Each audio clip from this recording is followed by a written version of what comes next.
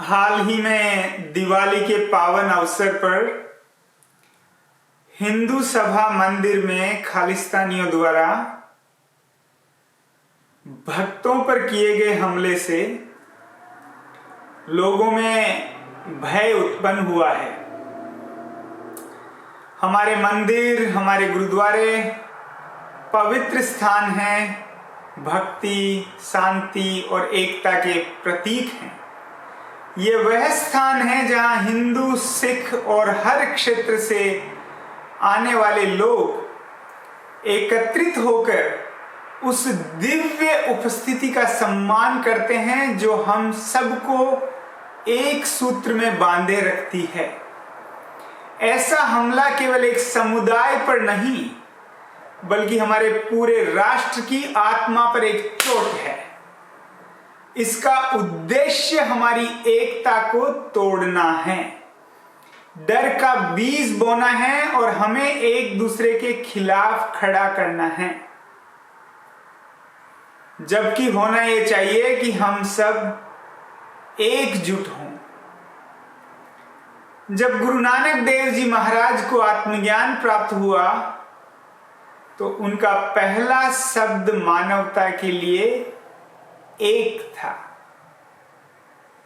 एक ओंकार सत्य नाम, एक ही दिव्य सत्ता है। एक उपस्थिति संपूर्ण जीवन में व्याप्त है। फिर भी मानवता ने इस एकता को धर्म, जाति, राष्ट्र, लिंग, जाति और सामाजिक स्थितियों में जैसे कई खंडों में बांट दिया है।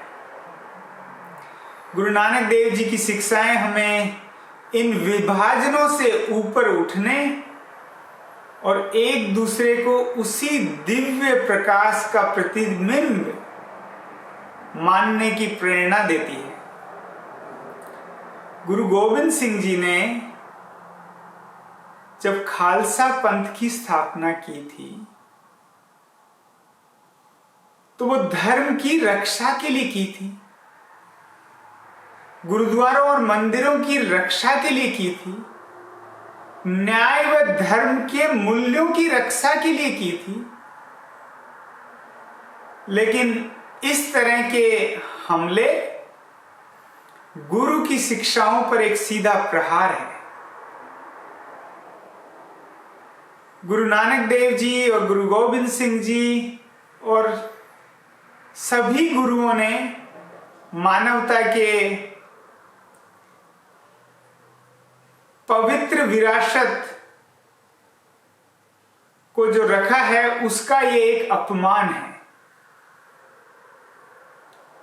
हमें याद रखना चाहिए कि हमारी ताकत हमारी एकता में है। उस एकता की सुरक्षा के प्रति हमारी प्रतिबद्धता में है जो हमें विभाजनों से ऊपर उठाकर जोड़ती है। यह स्पष्टता और दृढ़ता का समय है।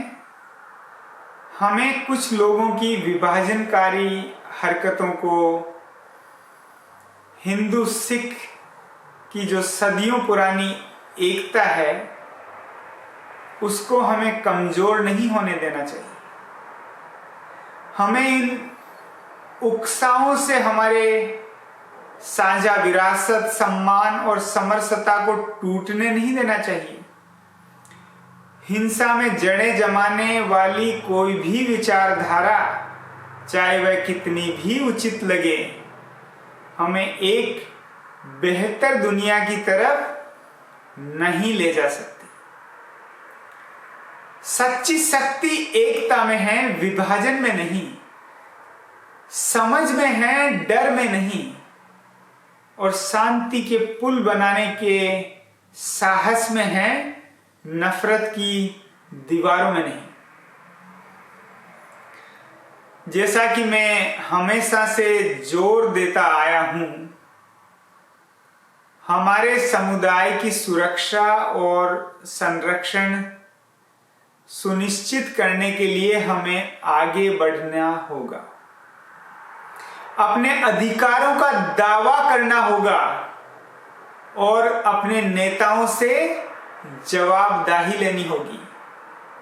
अब पहले से भी अधिक हमें अपनी सामूहिक भलाई की सुरक्षा के लिए सक्रिय कदम और सतर्कता की आवश्यकता है।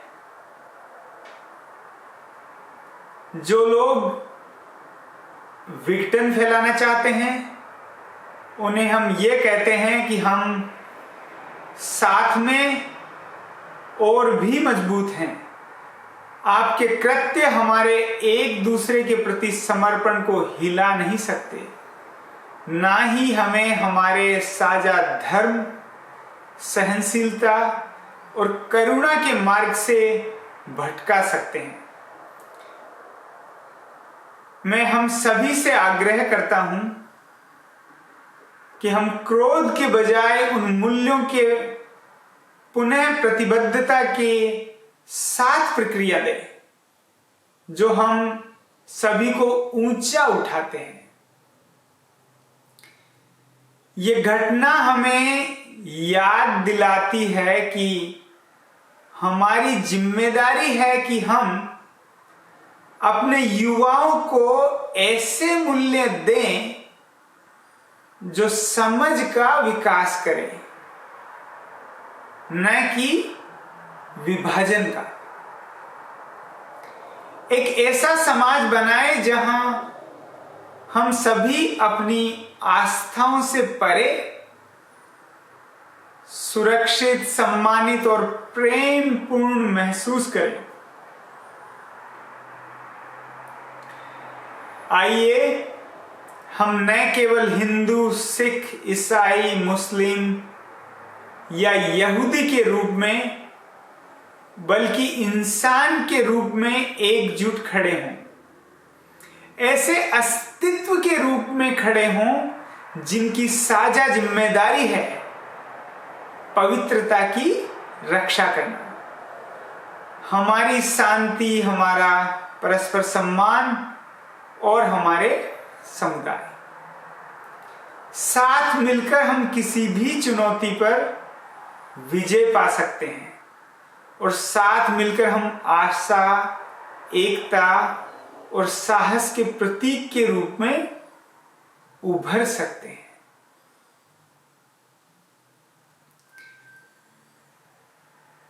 नमस्ते। और एकता और ताकत के समर्थन में हमारे साथ खड़े होने के लिए आप सभी का धन्यवाद।